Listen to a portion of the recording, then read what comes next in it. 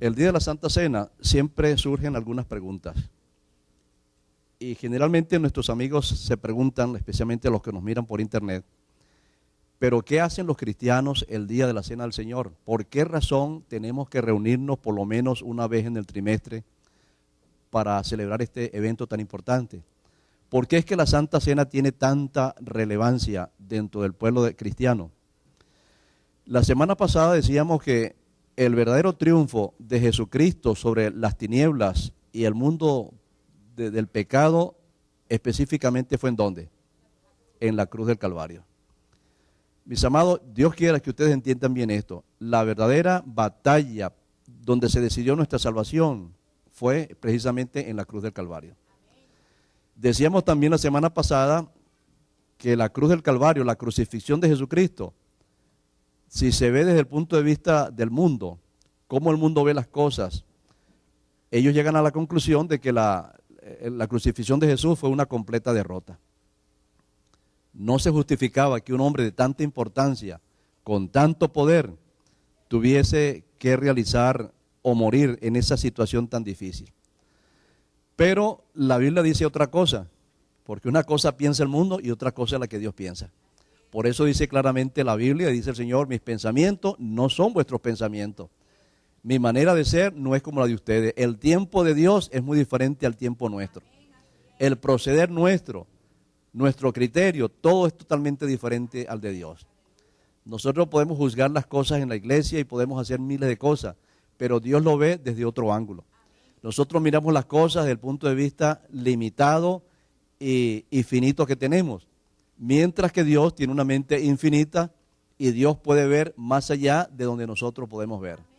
Por eso lo más que podemos decir es, alabado sea el nombre de Dios, y que Dios hace las cosas no como nosotros queremos, sino como Dios las ve. Entonces, volvemos al punto, ¿qué recordamos, qué celebramos nosotros el día de la Cena del Señor? Señores, parece contradictorio, pero la muerte de Cristo la celebramos porque fue la victoria del pueblo de Dios. Hoy estamos celebrando los triunfos de la cruz que logró Jesucristo en el Calvario. Jesucristo logró la batalla final, donde se estaba decidiendo definitivamente nuestra salvación. El destino de la raza humana se libró en la cruz del Calvario. ¿Y quién ganó esa batalla? La ganó Cristo. Él es el que ha triunfado. La cruz, hermano, es simplemente nuestra victoria. La cruz, señores, fue el lugar donde se llevó a cabo nuestra salvación. Ahora, la Santa Cena es el momento cuando nosotros estamos celebrando el triunfo de Jesucristo en la cruz. Pero ¿qué más celebramos nosotros? No solamente eso. Acuérdense ustedes que Jesucristo estableció la Santa Cena precisamente en un día cuando los judíos por muchos años habían estado celebrando una fiesta muy significativa. ¿Recuerdan ustedes cómo se llamaba esa fiesta? La fiesta de la Pascua. Mire, hermano, por muchos siglos los judíos celebraban la Pascua. Una vez al año celebraban la Pascua. Ahora, ¿qué se celebraba durante el día de la Pascua? Señores, en la Pascua se celebraba la liberación de la esclavitud hebrea. Los judíos tuvieron ¿cuántos años como esclavos, como sirvientes de los egipcios? ¿Por cuántos años? 400 años. Pero llegó un día cuando Jesucristo dijo, no más celebración de la Pascua, ahora vamos a celebrar la Cena del Señor. Pero si la Pascua se celebraba la liberación, hermano, ¿qué se celebra también en el día de la Cena del Señor? Estamos celebrando nuestra liberación del pecado. Porque cuando Cristo vence al diablo en la cruz del Calvario, estaba diciendo no más esclavitud. Ahora todos los seres humanos, con simplemente mirar a Cristo, creer en Él y comprometerse, ya pueden cantar la victoria. Ahora somos libres de la esclavitud del pecado. Así, hermanos, ¿qué estamos celebrando nosotros entonces en esta tarde? Estamos celebrando nuestra liberación en Jesucristo. Ahora, ¿cómo celebraban los judíos la Pascua? Bueno, señores, dice la palabra de Dios que debía haber un cordero inmolado, un cordero sin defecto. El día de la Cena del Señor dijo, ya no va más cordero, ahora vamos a celebrarlo con pan sin levadura y con hierbas amargas, no con hierbas amargas como en la antigüedad, sino ahora con el pan y el vino. Señores, esto significaba de que ya realmente el Cordero de Dios estaba muriendo por nosotros. ¿Están escuchando? Ya no más el sacrificio de un cordero, porque ya el verdadero cordero iba a morir en pocos minutos en la cruz del Calvario. Y hermano, cuando Cristo muere, entonces ya la Pascua quedó a un lado. Ahora los cristianos tenían que celebrar es la cena del Señor. Y Jesucristo siempre lo dijo, o lo enfatizó esa noche. Cuando se celebró la Santa Cena, dijo, y todas las veces que comieres este pan, y todas las veces que ustedes se reúnan en el año para celebrar este acontecimiento, la muerte del Señor anuncian hasta el momento cuando Él venga por segunda vez. Entonces, señores, ya no más cordero, ahora tenemos es el pan que representa el cuerpo de Cristo. Ya no hierbas amargas, porque ya el que iba a sufrir, sufrió por nosotros. Ahora, ¿qué se requería en aquellos momentos para celebrar la cena del Cordero o el Cordero Pascual? Simplemente se requería una ceremonia. Pero Jesucristo estableció un nuevo pacto. Y en el nuevo pacto ya no se necesita un Cordero. Ahora se necesita es a Cristo en nuestro corazón. Señores, los tres requisitos principales para participar de la Santa Cena del Señor es, en primer lugar, arrepentimiento. Bien claro dice el Señor, si no os arrepentís, no podéis participar del reino de los cielos. El arrepentimiento, señores, es el punto fundamental. Porque el arrepentimiento significa tristeza y lamentación profunda por haber pecado contra Dios y contra el prójimo. Si en el momento de la Santa Cena no sentimos arrepentimiento, si no sentimos pesar por haber ofendido a Dios o al prójimo, entonces, señores, no estamos preparados para participar de la Santa Cena. Es necesario arrepentimiento. El arrepentimiento supone otra cosa. Dice en el libro de Proverbios que el que encubre sus pecados no prosperará, pero el que los confiesa y se aparta, alcanzará la plena misericordia del Señor. Así, mis amados, podemos nosotros sentir el peso del pecado. Pero ese peso de pecado nos va a llevar a nosotros a confesar el pecado delante de Dios o delante del prójimo que ha sido ofendido.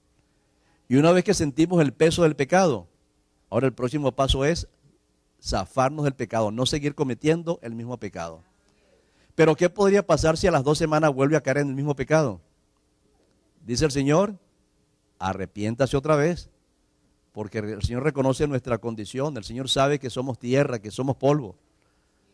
Entonces necesitamos, hermanos, renovar nuestra vida espiritual en forma permanente. Entonces, ¿cuál es el primer requisito para participar de la Cena del Señor? El arrepentimiento. ¿El arrepentimiento qué supone? El abandono del pecado. Muchas personas confunden arrepentimiento con remordimiento. ¿Será lo mismo? El arrepentimiento nos lleva a confesar nuestro pecado y apartarnos. Lo otro, ¿a qué nos lleva? Simplemente, hermano, a sentir miedo, a sentir pánico por el pecado. Hermano, eso fue lo que sintió Judas. Judas no se arrepintió, sintió remordimiento. Y el remordimiento nos lleva a nosotros a ponernos nerviosos por si se descubre el pecado. Pero eso no es arrepentimiento. Pero ¿qué tal que el pecado no se descubra? Es como una persona que ha estado cometiendo fraude en una empresa.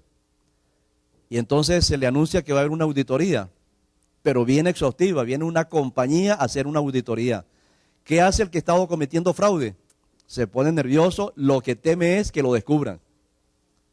Y durante una semana no come, está pálido, tiene miedo de que se le descubra su delito. Pero ¿qué pasa si el día de la auditoría se ponen los sellos, todo está bien? ¿Qué hace ese hombre? Respira profundo, ahora sí va a dormir porque no se descubrió lo que estaba haciendo. ¿Qué va a hacer la próxima semana? Se va a cuidar más, va a seguir en lo mismo, pero con mayor cuidado. Señores, por el simple hecho de que se llenó de pánico, ¿significa que recibió el perdón de Dios? No. El perdón se recibe cuando tenemos arrepentimiento, sentimos que somos pecadores y ahora abandonamos el pecado para siempre. Si caemos es por desgracia. Ahí es donde se cumple la promesa del Señor. Hijitos míos, estas cosas les escribo para que ustedes no pecan. Pero si se descuidaron y volvieron a caer, abogado tenemos ante el Padre, a Jesucristo el justo, y Él es nuestra propiciación por el pecado. Señor, eso es lo que el Señor requiere, arrepentimiento. Luego entonces se necesita un espíritu de perdón. Y dijo el Señor, si ustedes no perdonan a los que le han ofendido, mucho menos nuestro Padre Celestial les va a perdonar a ustedes. Necesitamos un espíritu de perdón. Los esposos tienen que perdonarse, los hermanos de la iglesia tienen que perdonarse, los padres tienen que perdonar a sus hijos y viceversa. Hermanos, necesitamos es el espíritu de perdón. Y finalmente nos señala el Señor que es importante el espíritu de humildad.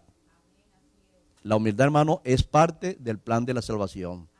Porque si Cristo no era humilde, jamás se le hubiese ocurrido venir a morir por nosotros. Pero Jesucristo, hermano, fue humilde. Y la humildad significa estar dispuesto a hacer lo más bajo para salvarnos y para salvar a otros también. Hermano, eso es una verdadera humildad. Mucha gente piensa que si uno se pone el traje más roto que tiene para venir al templo, esa es humildad. Hermano, esa es miseria. Eso no es humildad. Que un hermano no se peina o no hace nada, sino siempre dejándose su personalidad. Hermano, eso no es humildad y eso no lo quiere el Señor. Humildad es estar dispuesto a servir al Señor, aunque sea de la forma más baja. Mis amados, si hemos dado estos pasos, arrepentimiento, perdón y humildad, ahora sí podemos decir, tenemos el Espíritu de Cristo. Y con ese Espíritu, hermano, vamos a seguir adelante en la celebración, en este día de la Cena del Señor. Cristo. Bendice a la iglesia, oh Dios, que tus ángeles estén presentes.